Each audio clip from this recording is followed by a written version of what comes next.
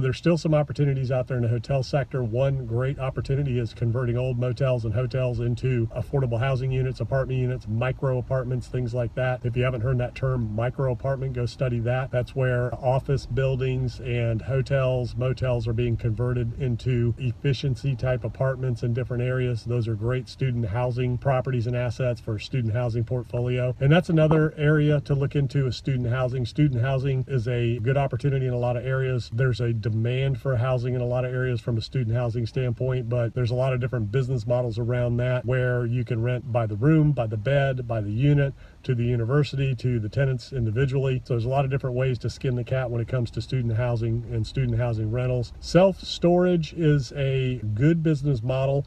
But the thing about self-storage is if things get really, really bad in the economy, people do not have to store their goods, but they do need somewhere to live. So housing is always going to reign supreme in terms of an investment vehicle. People always need housing. There's always a need and a demand for good quality housing, safe housing. When it comes to storage, people do like to store their stuff, and it has been a recession-resistant business. It's done well. 08, 09, the self-storage industry did well. But at the end of the day, if the chips go down, self-storage is something that could be at risk because people do not have to store stuff, but they do have to have somewhere to live. They do have to have food. They do have to have clothing, shelter.